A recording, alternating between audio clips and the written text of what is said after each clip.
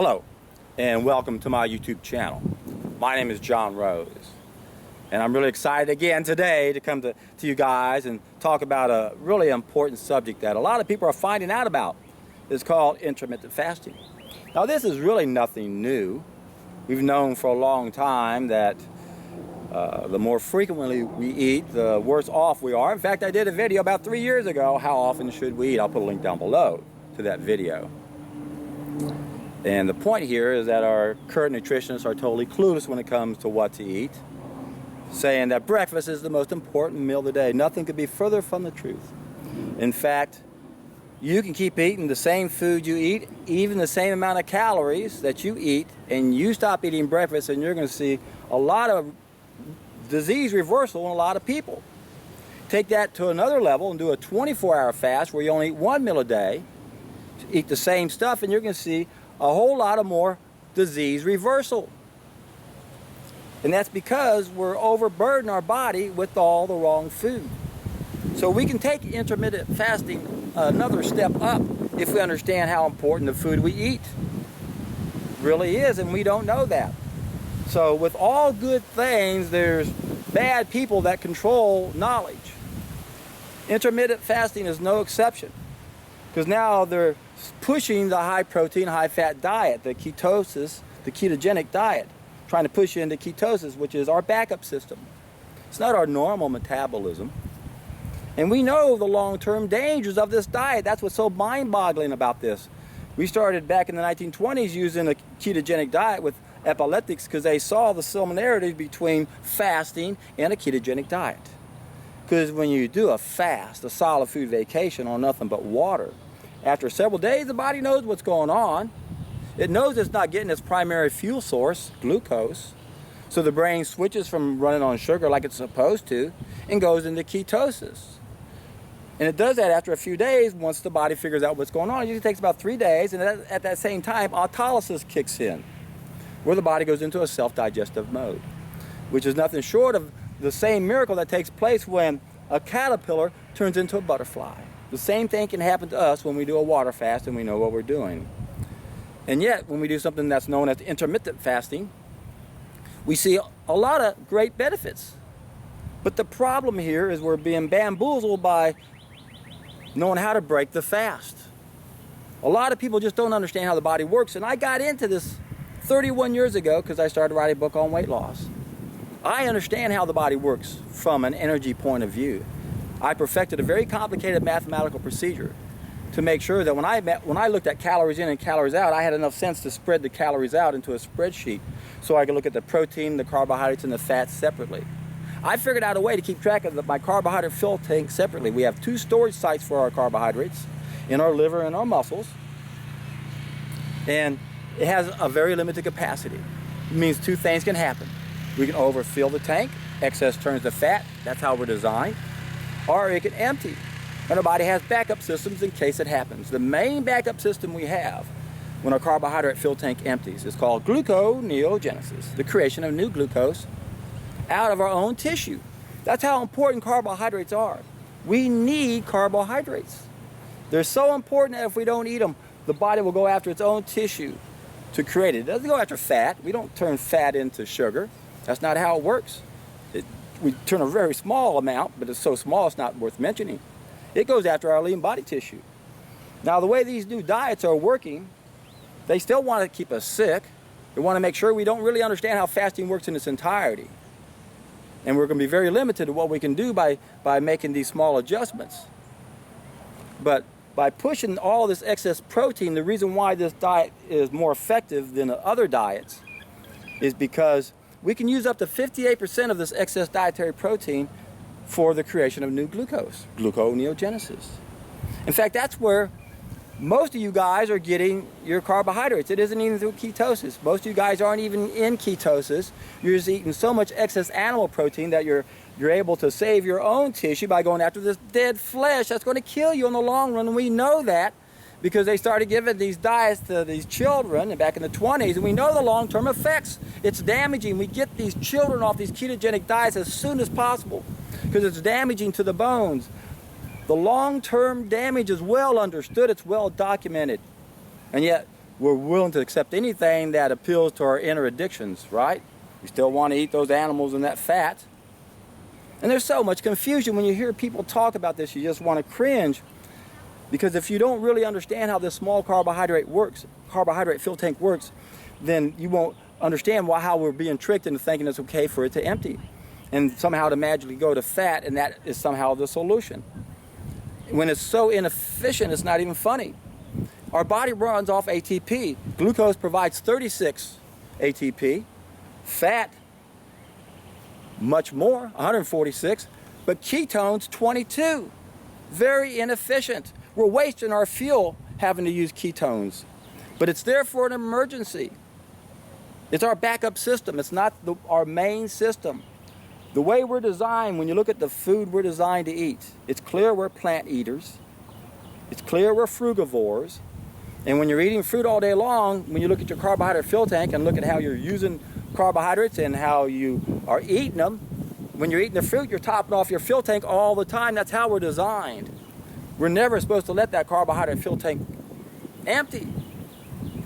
And if you do your job properly, and if you eat the right way every day, you can wake up in the morning and go all day like I did. I biked 3 hours yesterday. I was in the gym twice as long as I normally have. I bumped up on my routine about 2 months ago. May tell you about that later in this video, or to do a different video on that. And I played tennis for an hour and 15 minutes before I had my first meal. Of course, I was running out of gas, I will admit, because when you're playing tennis, you're using carbs all over the place. But the point I'm trying to get here is that if you know how to eat, if you keep your carbohydrate fuel tank full, most people can go a whole day without that tank emptying. Now, some people can go through a whole tank real easy. I was doing that back at a point in my life when I was exercising 7 to 8 hours a day. That's how I came up with this mathematical equation. When I quit eating animals, my endurance level skyrocketed. I wanted to know more. How much should I eat and when? Nobody could tell me, but I figured it out because my formal education is in accounting. It's the ultimate degree in science. The only degree that doesn't come with prejudice. I've been given tools to analyze information, have a starting point, activity, ending point, and I can do that with everything. I got a technique. No other scientist is trained this way. I thought I wasted my gift in math when I got a degree in accounting, but now I realize it's the ultimate degree in science. Especially if you want to be a self-employed scientist like me, who can study what they want. And it started when I started studying that carbohydrate fuel tank. And I was consuming 1,000 calories less than I needed every day, and yet I was consuming about 175% of my carbohydrates. I was almost doubling the amount of carbs I needed. And there's a new documentary coming out called The Game Changers, and I was an athlete, and I changed my diet for that reason, and now finally a documentary is coming out explaining the reason why I changed my diet 33 years ago. Stopped eating animals. What a difference it made in my endurance. The Game Changers. James Cameron directed this. It was supposed to have come out last fall. I did a video back then hoping it'd come out any day, and it still hasn't come out. And when it does, it's going to shut all you fools up, saying, look how weakly you guys are. That's poppycock. You outperform all athletes when you stop eating animals. Everything improves in your life when you stop eating animals.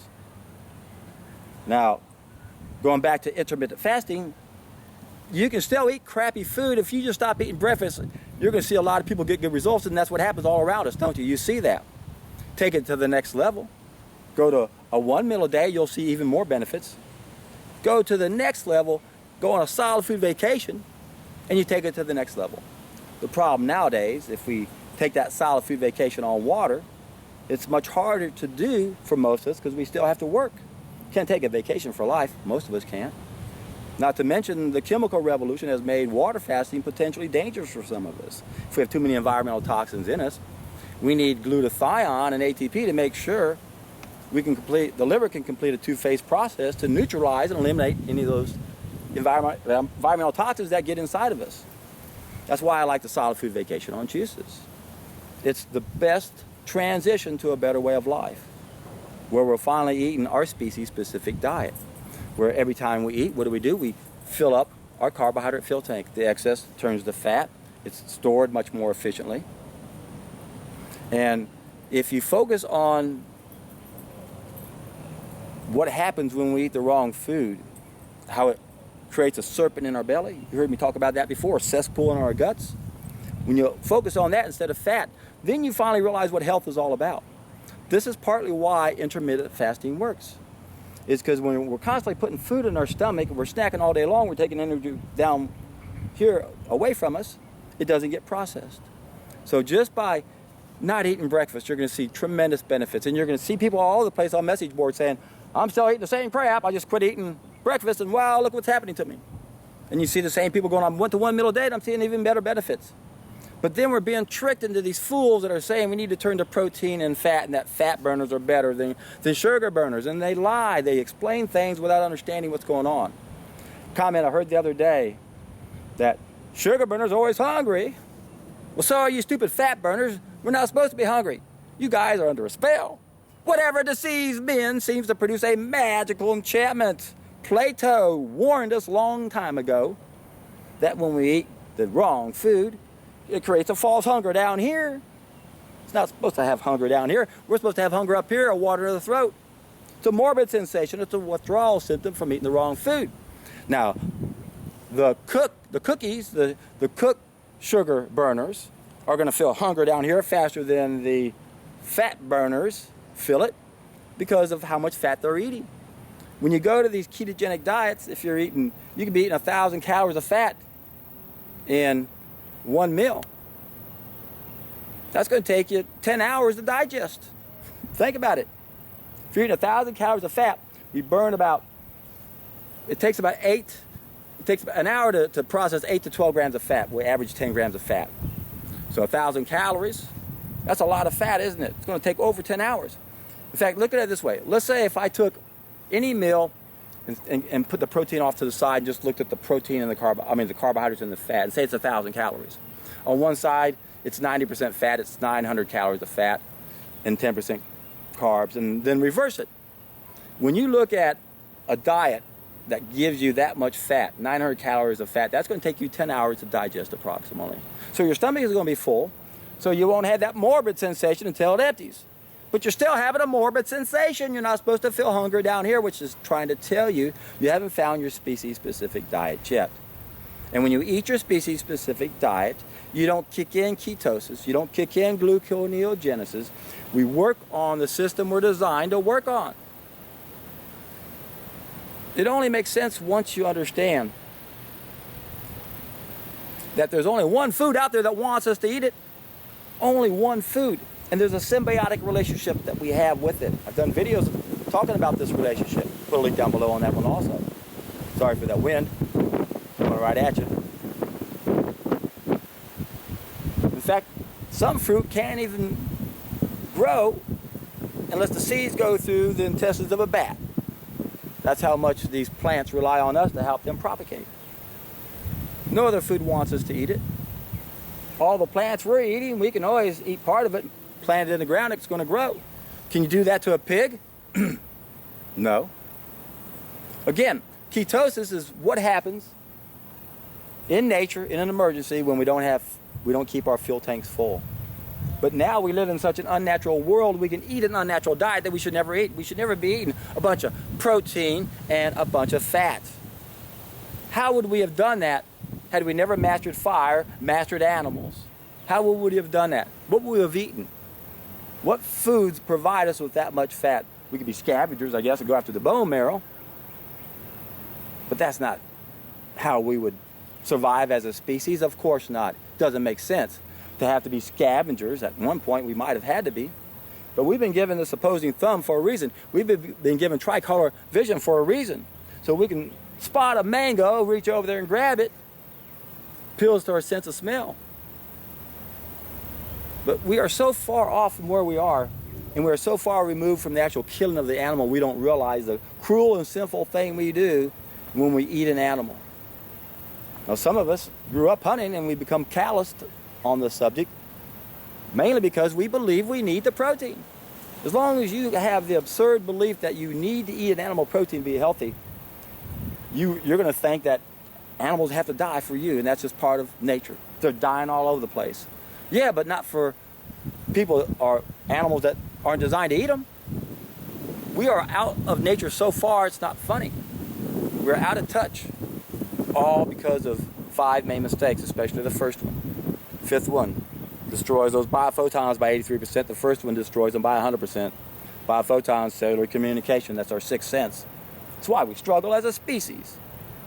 Sorry, we stopped eating biophotons long ago. Now we don't know how to behave. A lot of us behave okay with just 5 and a fraction senses, but we're missing out. If we all had all 6 of our senses, we'd understand the concept of reciprocal altruism. We'd understand the more we give, the more we would receive. We'd have a different mentality. We wouldn't compete for resources on this abundant planet. We'd share the resources this planet has to offer. We'd understand the oneness of everything. We'd play our role as the guardians on this planet and take care of the plants and the animals and make this planet paradise. We suffer right now mainly because of what we eat. Our doctors don't know anything about fasting, and as soon as any good information starts to come out, controlled opposition takes a hold of it and starts telling you about intermittent fasting. But then when they tell you to break the fast, they're going to get you to go back to eating the animal so that they can suffer and that we can suffer. Look at the long-term effects of the ketogenic diet. It's not our natural diet. It's good in emergencies while we're fasting, but that's the only way it should ever kick in. We don't want gluconeogenesis to kick in either. We want to keep our carbohydrate fuel tank full. And when most people try to lose weight, if they use portion control instead of food selection, they're going to deplete that little carbohydrate reserve within several days. That's why I started to write a book on weight loss 31 years ago. That's what I realized, that as your calories come down, depending upon how many calories of fat and carbohydrates you're burning, you might have to lower your fat consumption to make sure you keep that carbohydrate fuel tank full. If you're at 50-50, we can get away with eating less food to an extent. But what happens with most people is they chip away at that carbohydrate fuel tank about 500 calories a day, and within about 3 days it's depleted just like as if they were starving. And now the body goes after the lean body mass. Now we figured out how to get around it. I already told you. You got to just eat a whole bunch of animal flesh. But when you eat a lot of animal flesh, it damages our kidneys, our urinary system. Now our other body systems are going to stop functioning well, especially the lymph system, because that's where all of our problems begin. That's the big bathroom that backs up into all of our other cells. Remember, folks, 2 bathrooms. We eat, we eliminate. Our cells eat, they eliminate. Got to keep those bathrooms clean. I talk about this all the time. Take a solid food vacation on nothing but juices, and you'll see the effects it has on those bathrooms. Stop eating breakfast. No breakfast plan. Just do that alone. If you're not ready to change your diet, fine. Just start with this one step. Stop eating breakfast and see what happens. Keep eating the same crap if you want to, but you'll notice an improvement. Change it to 1 meal of a day, eat all that crap in the evening, and you see what happens. Go on to a water fast, and then wow, what happens. But that might be too soon for you. You might want to try eating a cleaner diet first. Try being a sugar burner, but don't do it with starches. That's complex sugar. You want simple sugar that's in fruit. The fructose, it doesn't need insulin to open the door. You'll hear arguments saying, oh, when you're in a fasting state, you're able to burn more fat. Because as soon as you eat the sugar, you got to produce the insulin. That's the benefit of the intermittent fasting. You're in a fasting state, lower insulin levels. As soon as you eat sugar, you need insulin. Well, guess what? We not only need insulin as the key to open up the door for sugar, but we also need insulin as the key to open up the door for protein. But not for fructose. Not in the fructose in fruit. Because it's our species-specific diet. You can even drink fruit juice, my friends, and there are phytonutrients in the fruit juice that can keep your blood sugar from rising, as long as you don't suffer from cellular constipation. I did a video on type 2 diabetes and cellular constipation. I'll put a link down below in the video description box for you guys if you have diabetes. We have to understand how controlled opposition works. That's what Lenin said.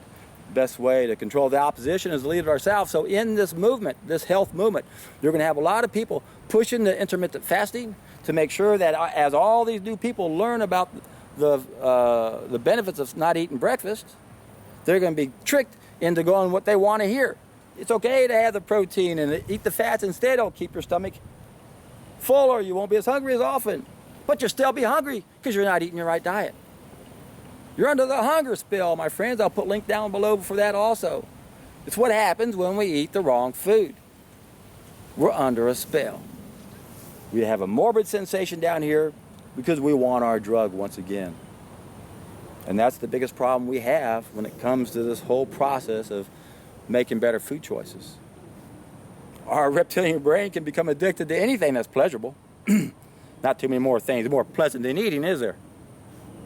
You can sure understand why Tolstoy pointed out that's our problem that we face on this planet. Gluttony. Food, food, food, food. What am I going to eat? When am I going to eat? Not even knowing that when you eat matters more than what you eat in the beginning. But then once you know how important not eating breakfast is, you should take a look at what really happens when you eat the food you're meant to eat. It's a huge difference. And Tolstoy knew that was our problem. And he said, the world's like a 2-story house. Bottom floor is evil, top floor is the good floor. Good life up there. Got these steps we got to take. And you can't skip steps. You got to start the first step. It addresses the gluttony issue, the lack of control. Same as my first step in my 3-step process that I perfected. Except my solid food vacation is not on water like Tolstoy's, it's on juices. Because it gives you the ATP and the glutathione to make sure your liver can complete that 2-phase process and get rid of any of those environmental toxins. Plus, you don't have to take a vacation from life. It addresses so many issues. It bumps up those biophotons, it flushes out the serpent. It makes your mind clear, your heart pure. And remember, in biblical days, you couldn't enter an institute of higher learning unless you first did a water fast. Because they know as soon as they put food in the stomach, it takes away energy up here below. And yet you're going to hear these bogus claims about, oh, we fat burners, we think better. No, you still got food in your stomach, digesting food. You think better when your stomach is empty. And what you're going to find, and this is really sad, is when you see the protein fat promoters going after the starch eaters, you're going to see that the protein fat promoters are going to show the flaws in the starch eaters, and then the starch eaters are going to show the flaws in the protein eaters. They're both using their own flaws as proof that their diets are wrong, not realizing they're both of the diets are wrong because they're still cooking their food. First big mistake we ever made. We're not supposed to cook our food. It alters our food. It destroys those biophotons by 100%. Then it allows us to eat the things we wouldn't eat otherwise. Although there are some people who are so deprived that they think there's pleasure in eating raw meat. Ugh, gross. Can't eat the grains raw because there's anti-nutrients in it. It doesn't want us to eat it. The fruit does. And that's what we have to realize. We could transform this planet if we just did one thing, and that is to start to nurture these trees of life. Fruit trees. If we simply planted orchards everywhere, permaculture, we could feed the planet so fast and so easily. And yet you'll see arguments saying, oh, this isn't a way of life. We can't feed the world right now on a raw food diet. Well, of course not. It's all supply and demand. How can you expect to give the supply when the demand's not there? As that demand increases, the supply will come. And that's what we have to think about. We got to think about how can we reach the tipping point? How can we help people understand the benefits of just not eating breakfast so they can realize that what they're eating has that much effect on them? How can we convince these guys that going to the protein and the fat is not the direction we want to go? We want to make things simple. We want to go to the simple sugars that are in fruit that don't need glucose, and we want to go to the simple amino acids that don't need the liver to convert them. These are free-floating amino acids that we don't have to do anything to. And I know how hard this is for the average person. So if you're brand new to all of this, try the no breakfast plan. Try going to 1 meal a day if you can. Then try to improve what you're eating and check the difference out. Now, when you go to a raw vegan diet, you have to realize that you might have to eat 4 to 5 times the volume of food you would normally be eating, because these foods are rich in water and fiber. And looks can be deceiving when you look at the quantity, especially if you make a big old salad. If you're taking a big old salad and try to crunch it up into a little ball, you can crunch it up into practically nothing. It's just a bunch of fluff. And I know the hardest thing about this for everyone. I know what it is. The hunger spell exists. We crave what we're made out of. And that's why Tolstoy understood what the first step was all about. You can't skip these steps. Sure, we can try the intermittent fasting. We can try the no breakfast plan. We can still eat the same foods we're eating. But if you don't take that first step and gain back control over your gluttony, where you stop eating solid food, you're still going to struggle. As long as we're still eating, we're always going to struggle when it comes to eating better. It's only one way to really get a handle on our addictions. It's to stop feeding them. Take a solid food vacation on nothing but juices. Go the distance. Go till you stop having stuff come out of you. It may take you several months if you're lucky. It took me 3 months. I had a 20-pound cess full of me. Most exciting thing I've ever done. And I've coached thousands of people. And it's amazing to see and hear what people have coming out of them. So you take that as the first step to gain back control. Once you go the distance and you take your life to another level and you realize, oh my gosh, I don't ever remember feeling like this before. I'm feeling euphoric and happy in ways I had never felt, and it's steady, it's nonstop. There's no crashes. There are no pendulum swings when you do a drug. The further one drug takes you one way, the further it swings you back the other. There are no pendulum swings on a raw vegan diet. But there can be some cleansing reactions, just like there can be with a solid food vacation, which is why I explain what those are all about in my seminar, where I have 32 related videos to back up my 2-hour seminar, because they usually last 4 hours. And when you do a solid food vacation the right way, you support those organs of elimination, you minimize your cleansing reactions. Once you get past that, once you clean your body out, it's a whole different life. Because you're giving your body what it needs, you're not making your body work real hard to get it. That's the beauty of a raw vegan diet. And of course you have to understand that this is our species-specific diet. But that only works in an ideal world, and we no longer live in an ideal world. We might need to modify that slightly and tweak it. If we're living real far up north, we may not be getting any vitamin D from our sunshine like we're supposed to, like I am this very instant. So our ideal diet, our species-specific diet, might have some shortcomings, and we might need to go to a supplement route or other avenues to make sure we get other things we're not getting. I've explained this many times in my other videos. There's 2 groups of needs we have to satisfy. The raw vegan diet addresses the first group, where we have 12 essential needs. One of them is food. Then we got those 2 additional temporary needs because we're damaged. We have to address the damage that we've done to ourselves, society, and environment. And yes, that includes psychological damage. You hear people say, oh, these people are eating raw food and they're still acting up. Well, they haven't dealt with some of their psychological damage yet, have they? It's not a reflection of the raw food diet. It's a reflection of the cooked food diet this world's been brought up in. The moment we cooked our food, we stopped eating by photons, we turned our paradise into hell. We've got the raw mentality. We compete for resources on this abundant planet. We don't understand the concept of reciprocal altruism. It's beyond most people's conception. Because now money rules the world. We're obsessed with making money. Money is a barometer for success for a lot of people. And what does the average person do, especially here in America?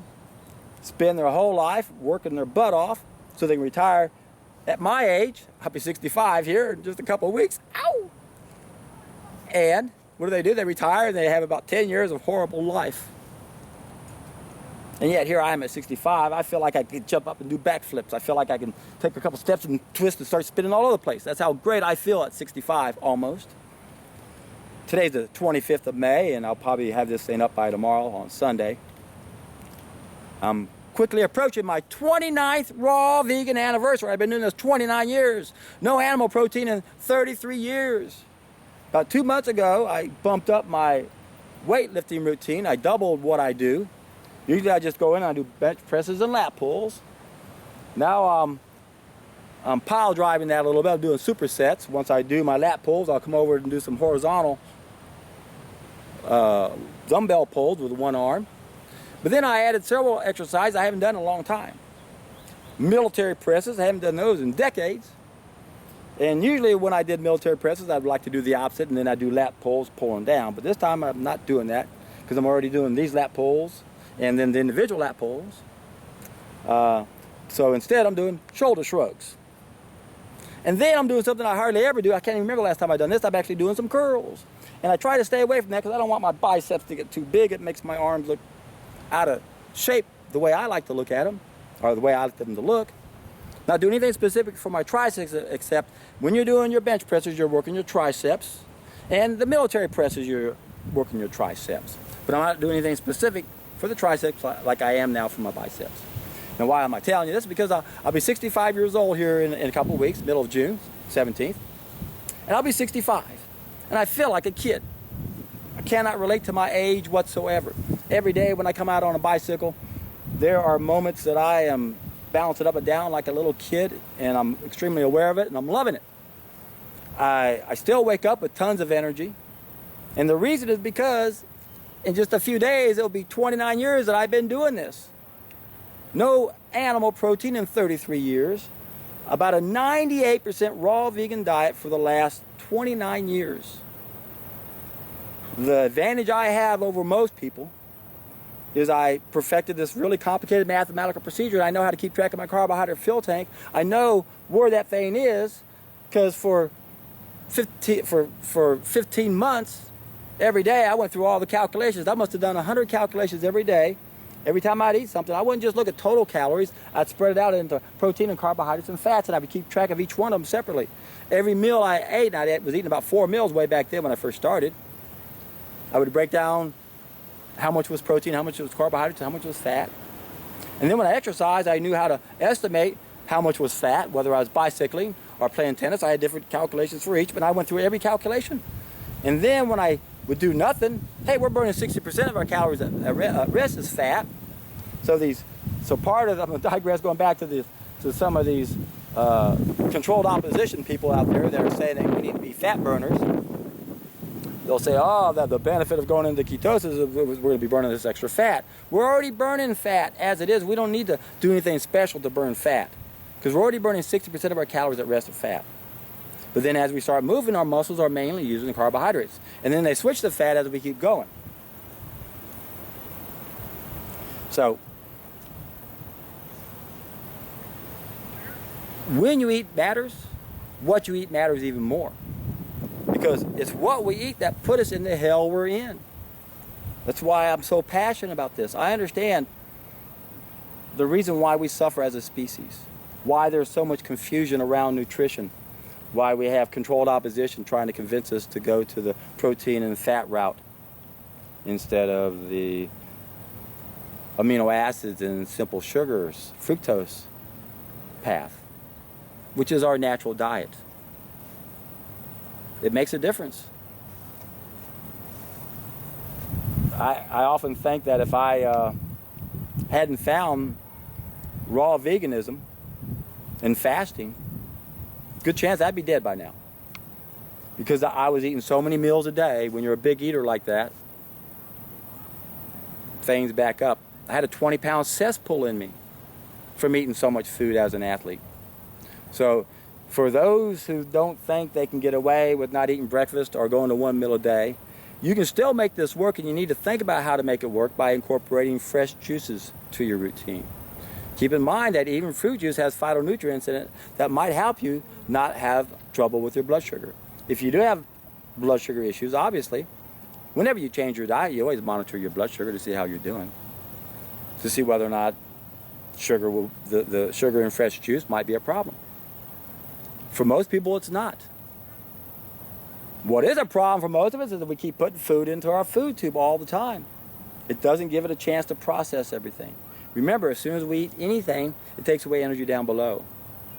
And long ago, the Roman Empire or the Roman army conquered the whole world with 1 meal a day.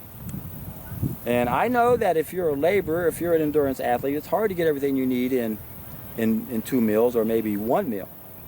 Which is why you got to learn to add some fresh juices to your diet so that you can keep the body in a fasting mode longer. We should have a very small window where we're putting food into our food tube so we can process it better. And again, you could be eating the worst of all foods, and you're going to see benefits by doing this. So if you're still with me, if you're all brand new to this, that's how you start. If you want to take baby steps. If you really want to get a handle on this, just take a solid food vacation. Get a chance to see what you're missing. Again, this is the problem. Most people don't know there's another level that exists when you stop cooking your food and you bump up the biophotons and you no longer have filth going through your system. You're no longer a graveyard of murdered beasts. You're no longer contributing to the pain and suffering of other animals. You no longer have this mindset that it's okay to kill an animal because that's just one step away to killing man. It's very simple to solve the problems in our society. It's up to you to decide if you want the baby step approach. Start with no breakfast plan. Keep eating the same crap.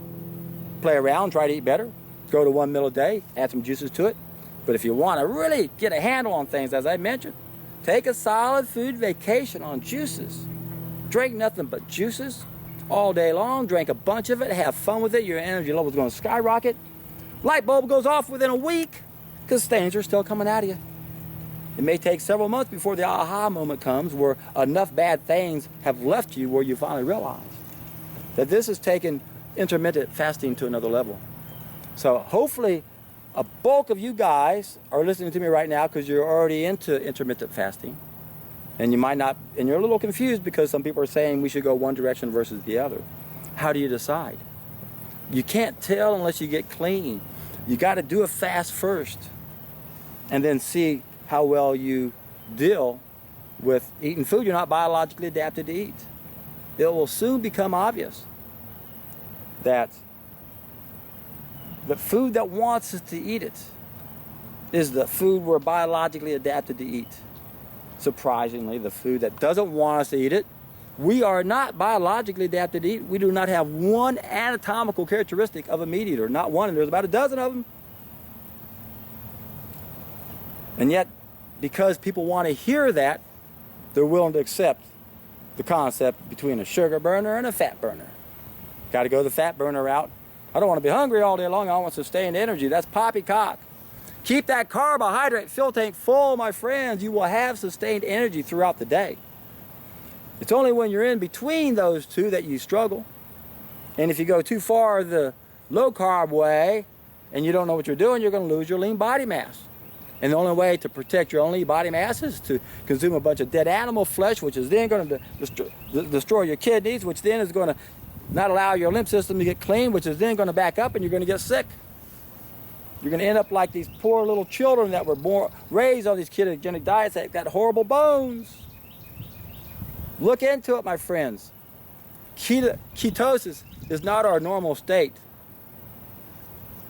The first life on this planet came from that sunshine and bacteria that created that carbon ring sugar. Just like how all life on this planet would disappear if grass was no longer here. Same thing happens with sugar. It's all about sugar, my friends. But don't get confused when people start talking carbohydrates, because most carbohydrates aren't good.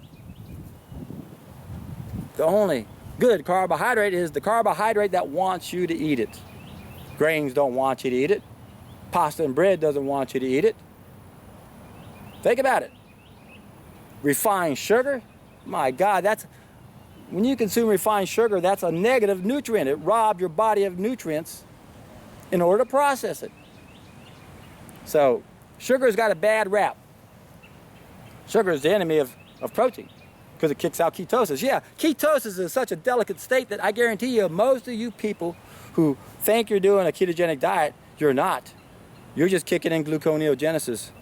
In fact, to prove my point, look at Eskimos. They don't go into ketosis. They're eating a low-carb diet, right? How about the kitty cats, the lions? They don't go into ketosis. What? How could that be? Aren't they low-carbers? Aren't they eating all this animal protein? Yeah. And they're using gluconeogenesis to get their carbohydrates, just like most of you guys. Remember, if you're into ketosis, your breath is going to smell like nail polish remover. Oh, yummy. I want to smell like nail polish remover. I'm in ketosis. Most of you aren't in ketosis. You're just using that excess flesh, dead animal flesh, to protect your own flesh. And at what price? Damaging the kidneys, lymph system backing up, and your life is going to be miserable. Because the secret to life is keeping 2 of those bathrooms clean. And when you finally figure that out, ow, you're in for a treat.